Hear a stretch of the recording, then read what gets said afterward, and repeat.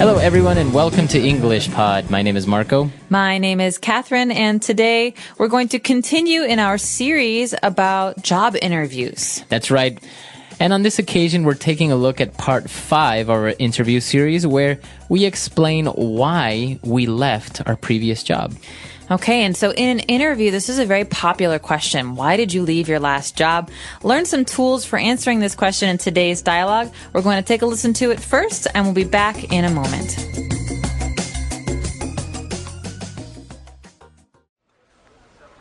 Okay, now I'd like to find out more about your last job. I see you spent almost 4 years at the London Weekly. Is that right? Yes, that's right. To be honest, the first year was quite tough for me.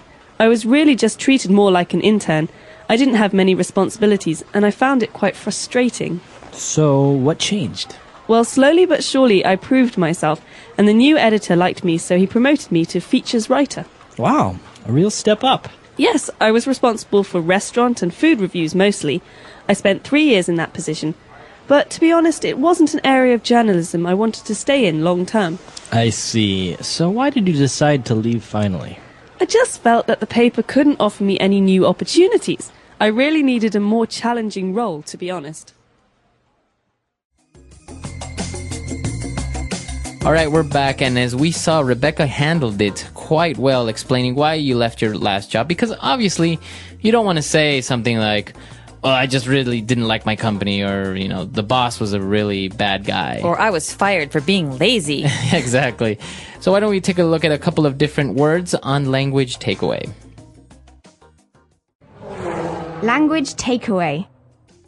Okay, so we've got some great descriptive words here. These are some adjectives. The first one is tough. So Rebecca said, to be honest, the first year was quite tough for me.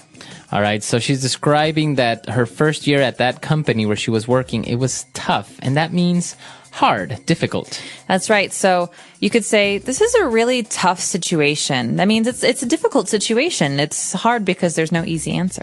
Exactly. So if you describe something as tough, it means that it's very difficult. Now, there is another meaning to this where it can be that you are a strong person. Right. So that's different because we're talking about a person, not a situation. But if you're talking about a job or an experience or even homework, like this homework is really tough, it means that it's very hard. Exactly. Well, apart from her job being a little bit tough, she said that it was also a little bit frustrating. Okay, so usually these things go together. If something is tough, like it's difficult, it's usually frustrating too. And so in this case, something is frustrating when it makes you unhappy or, for example, it makes you feel stressed. So something that's frustrating is not a good thing. Exactly. So as you gave the example with the homework assignment, if you have maybe a math assignment that's very difficult and you can't solve it, you don't find the solution, then you get frustrated. You get maybe angry at yourself, or you get very angry for not being able to solve it. So that's when something is frustrating. I hate being frustrated. Exactly. Well, it's not a nice feeling, but she said that, well, it was frustrating, it was tough, but, after a while, I proved myself.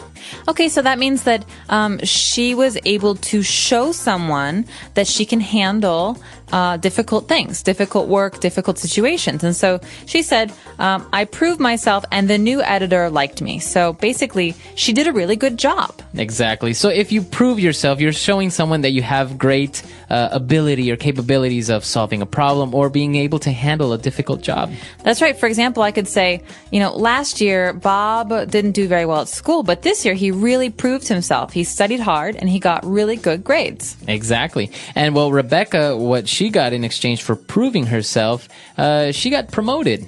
This is great. So promotions are good things. The verb here is to promote or to be promoted. So in this case, she was promoted. You could say last year I was promoted, or he will be promoted next week. He doesn't know yet. Exactly. Now, remember that to be promoted means to get a better position in your job. Now, as we mentioned, the verb is to promote. And you may be asking yourself why we are using the verb to be in the past, was promoted. And this is because it's an ed adjective. It's an adjective that ends in ed. So you may think it's a verb, but it's not. It's actually an adjective. The verb here is to be. Exactly. So I was promoted. Was is obviously our verb here, the verb to be, but promoted is an adjective that ends in ed.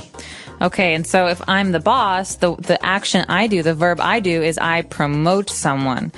So this can be a little bit tricky, but we recommend that you check out the website for more details because we have lots of examples of how to use this. Exactly. Well, she got promoted and, she was really happy for a while, but then she said, you know what? I really needed a more challenging role, a more challenging job.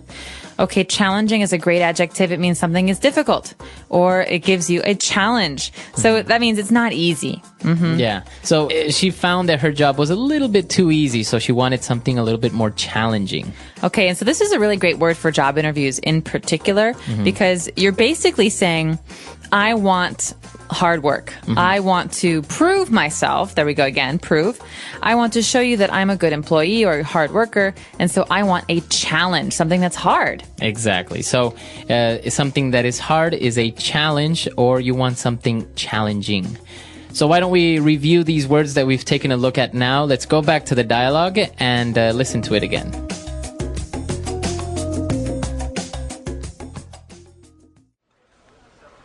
Okay, now I'd like to find out more about your last job. I see you spent almost 4 years at the London Weekly. Is that right? Yes, that's right. To be honest, the first year was quite tough for me. I was really just treated more like an intern. I didn't have many responsibilities, and I found it quite frustrating. So, what changed? Well, slowly but surely I proved myself, and the new editor liked me, so he promoted me to features writer. Wow, a real step up. Yes, I was responsible for restaurant and food reviews mostly. I spent 3 years in that position. But to be honest, it wasn't an area of journalism I wanted to stay in long term. I see. So why did you decide to leave finally? I just felt that the paper couldn't offer me any new opportunities. I really needed a more challenging role, to be honest.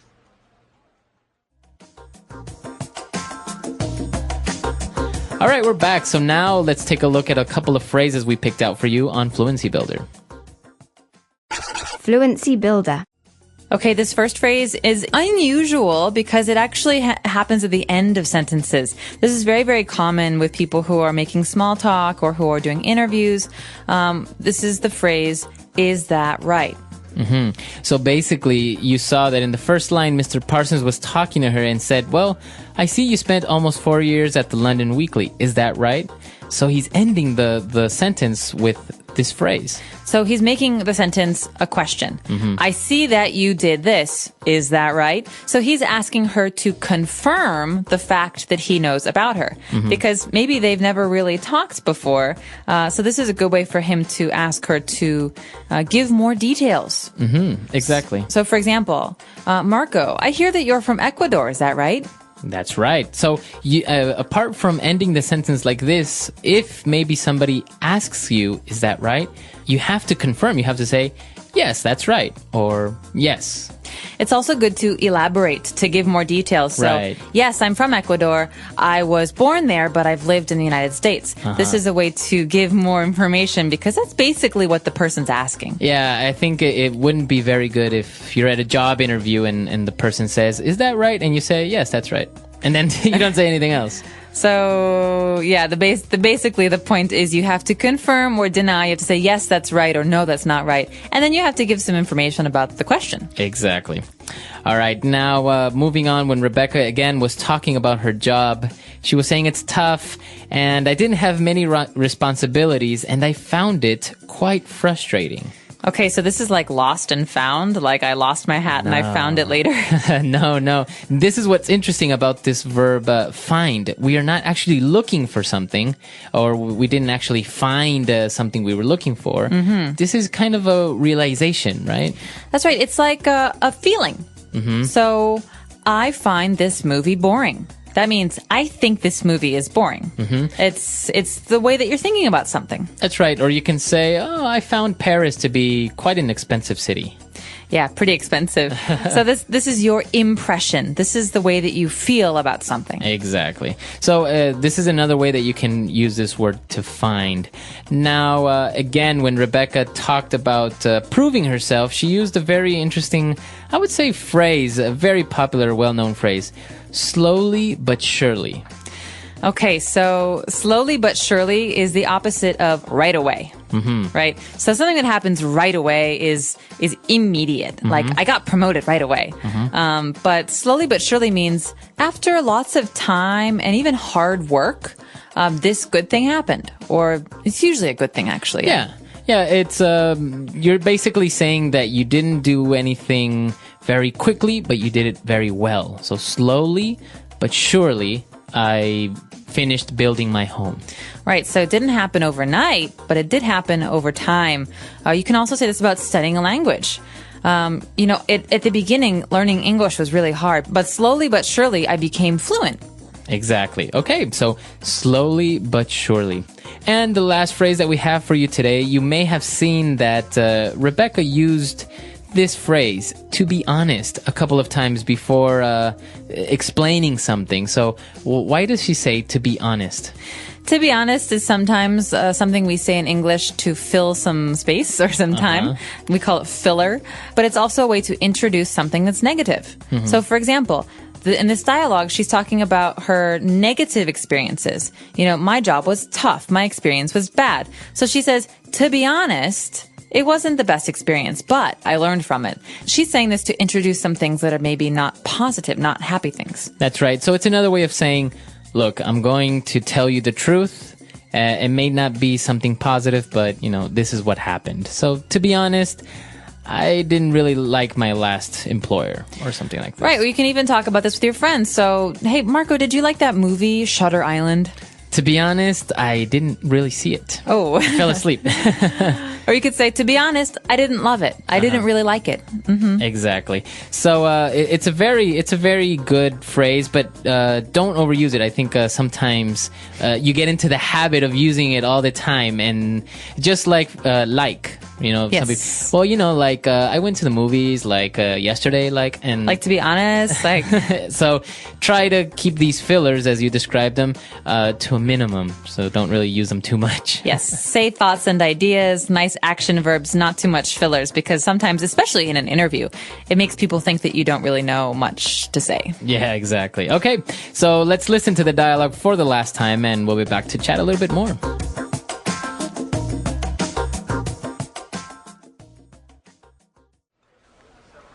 Okay, now I'd like to find out more about your last job. I see you spent almost 4 years at the London Weekly. Is that right? Yes, that's right.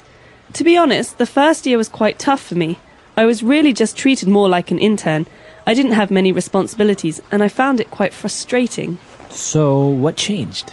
Well, slowly but surely I proved myself, and the new editor liked me, so he promoted me to features writer. Wow, a real step up. Yes, I was responsible for restaurant and food reviews mostly. I spent 3 years in that position. But to be honest, it wasn't an area of journalism I wanted to stay in long term. I see. So why did you decide to leave finally? I just felt that the paper couldn't offer me any new opportunities. I really needed a more challenging role, to be honest.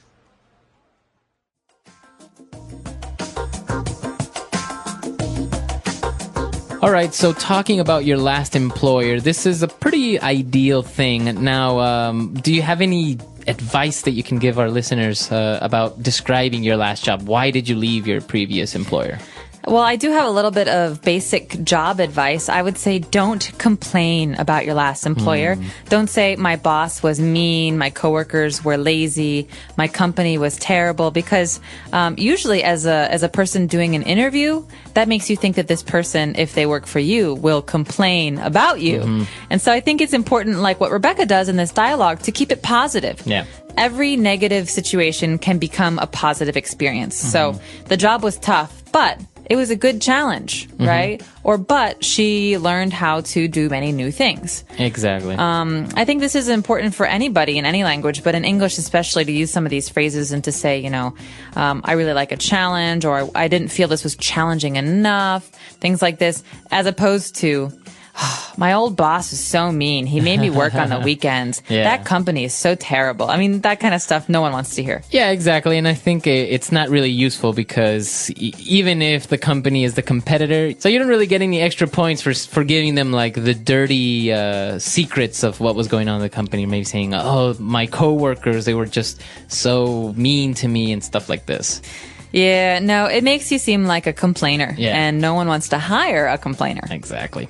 All right. So this is an interesting topic. We would like to hear from you. So come to EnglishPod.com and tell us, why did you leave your previous employer? Or just let us know about some of your interview experiences or some of your interview questions. We're happy to help you out. We'll hope to see you at the website. All right. We'll see you there. Bye. Bye.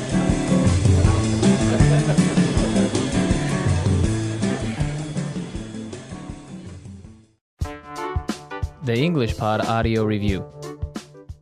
Listen to the meaning, then say the vocabulary word. To cause feelings of discouragement or bafflement. Frustrating. Happen gradually but inevitably or without fail. Slowly but surely. To show to have the character or ability expected. To prove oneself. Covering a relatively long period of time. Long term. A test of one's abilities or resources in a demanding but stimulating undertaking. Challenging. Let's try that faster. Happen gradually but inevitably or without fail. Slowly but surely. To cause feelings of discouragement or bafflement. Frustrating.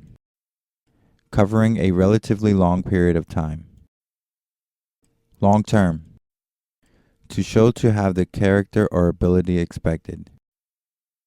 To prove oneself. A test of one's abilities or resources in a demanding but stimulating undertaking. Challenging. Now say the word and hear it in a sentence. Frustrating.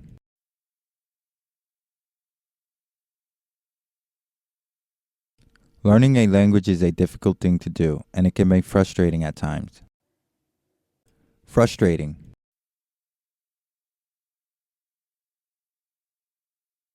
Trying to catch a cab during rush hour is always so frustrating. Frustrating. This is so frustrating. My computer keeps crashing. Slowly but surely. The world is emerging from the recession slowly but surely. Slowly but surely. Our customer base is growing slowly but surely. Slowly but surely.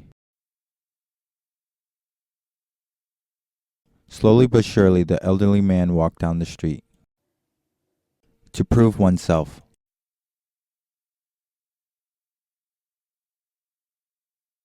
You have to prove yourself capable before the boss assigns you a project of your own. To prove oneself.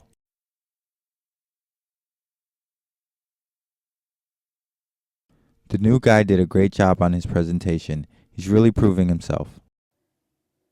To prove oneself.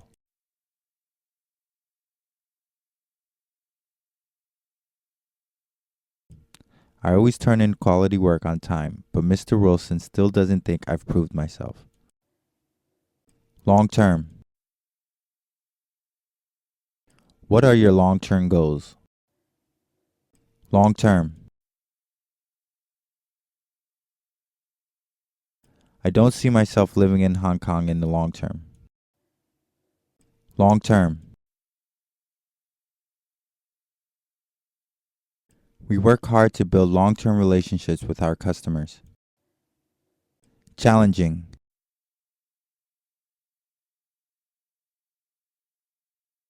I know work with Sally can be challenging at times, but she's very talented. Challenging.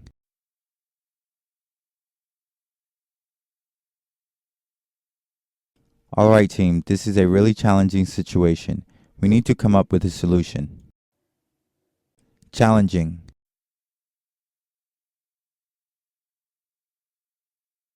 John hopes to take on a more challenging role within the company soon.